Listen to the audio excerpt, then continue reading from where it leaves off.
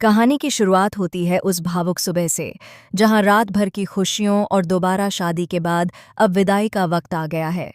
श्रुतो मामा के घर से बड़े घर लौटने की तैयारी चल रही है, लेकिन जाने से पहले अहाना की विदाई के समय श्रुतो मामा और अहाना दोनों की आंखों से आंसू रुकने का नाम नहीं ले रहे थे।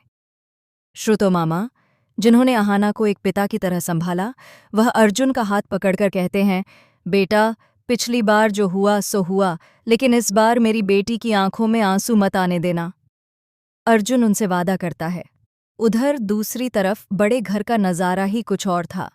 पीसी मोनी, पोल्टू और चाची के पैर जमीन पर नहीं पड़ रहे थे। उन्हें खुशी थी कि चलो, उस मुंहफट अहाना से हमेशा के लिए छुटकारा मिल गया। चाची जी ने तो नई दुल्हन के स्वागत के लिए आरती की थाली भी सजा ली थी।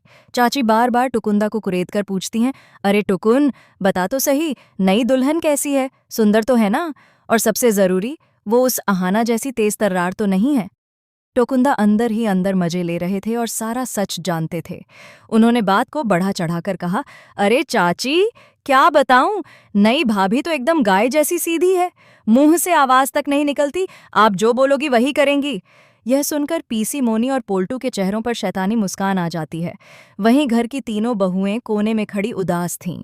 उन्हें यकीन नहीं हो रहा था कि अर्जुन अहाना को इतनी जल्दी भूलकर किसी और को ले आया। उन्हें लग रहा था कि आज से इस घर की सारी रौनक खत्म हो जाएगी। तभी वह घड़ी आती है जब घर के गेट पर एक कार पहुंचती है। हॉर्न की आवाज़ सुनते ही पीसी मोनी और चाची दौड़कर बाहर आ जाती हैं। गाड़ी रुकने से ठीक पहले दुर्गा देवी अहाना को समझाती हैं, अपना घूंघट अच्छी तरह नीचे कर लेना, मैं चाहती हूं कि इनका झटका थोड़ा जोरदार हो, जब तक मैं न कहूं चेहरा मत दिखाना। अहाना मुस्कुराकर अपना चेहरा लाल घूंघट से ढक लेती है। पोल्टू तो इतना खुश था कि बार बार कार के अंदर झांकने की कोशिश कर रहा था। चाची जी नई दुल्हन की आरती उतारती हैं। घर की तीनों बहुएं खामोश एत होकर सिर झुकाकर साइड में खड़ी यह सब देख रही होती हैं। पीसी मोनी ताना मारते हुए कहती हैं, चलो बला टली, अब देखते हैं नई बहू का चेहरा। अनया सास सालिया माठे है।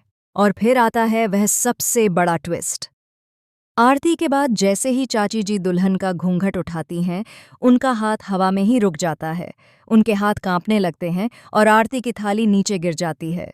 घूंघट के नीचे अहाना को मुस्कुराते हुए देखकर सबके होश उड़ जाते हैं, जैसे किसी ने पैरों तले जमीन खींच ली हो। पल भर में पूरा माहौल सन्नाटे से भर जाता है।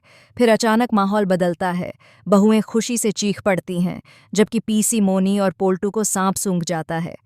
पीसी मोनी और पोल्टू चिल्लाते हैं, ये क्या मजाक है, ये फिर वापस क्यों आई, हमने तो दूसरी शादी की बात की थी।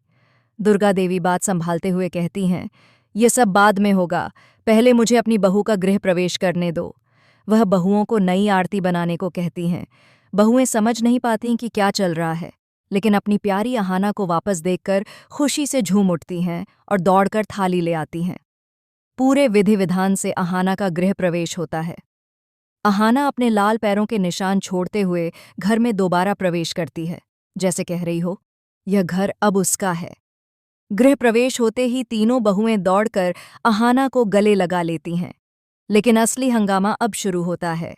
पोल्टू और पीसी मोनी का गुस्सा 7वें आसमान पर जा पहुंचता है। उन्होंने अर्जुन को हॉल में घेर लिया। पोल्टू गुस्से में पूछता है, तू पागल हो गया है क्या? तूने अहाना को ही दुल्हन बनाकर क्यों लाया? उसके साथ तो तेरा तलाक हो चुका है। इसने तेरे पर क्या जादू कर दिया, अकल के अंधे? पीसी मोनी भी भड़क जाती है। वह अहाना को मुंहफट, मनहूस और ना जाने क्या क्या कहने लगती हैं। उनकी आवाज इतनी तेज थी कि साइड में खड़ी अहाना तक हर शब्द पहुंच गया।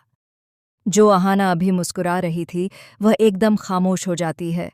उसे लगता है कि शायद आज भी वही पुरानी बेइज्जती दोहराई जाएगी। लेकिन अर्जुन अब वो पुराना शांत अर्जुन नहीं था। वह जोर से चिल्लाकर कहता है, बस, बहुत हो गया। उसकी दहाड़ से पूरा घर हिल जाता है। अर्जुन पीसी मोनी और पोल्टू की आंखों में आंखें डालकर कहता है, जबान संभाल कर बात कीजिए। वह कोई मुसीबत नहीं, मेरी पत्नी है और इस घर की बहू है। अब तक मैं चुप था, लेकिन अब मैं उसके खिलाफ एक शब्द भी नहीं सुनूंगा। जिसे दिक्कत है, वह अपना रास्ता देख सकता है। अर्जुन को अहाना के लिए इतनी मजबूती से खड़े होते देखकर अहाना की आंखों में खुशी के आंसू आ जाते हैं। तीनों बहुओं दुर्गा देवी और श्रुतो मामा को अर्जुन पर गर्व महसूस होता है। उन्हें लगता है कि देर से ही सही अर्जुन को अहाना की असली कीमत समझ आ गई है।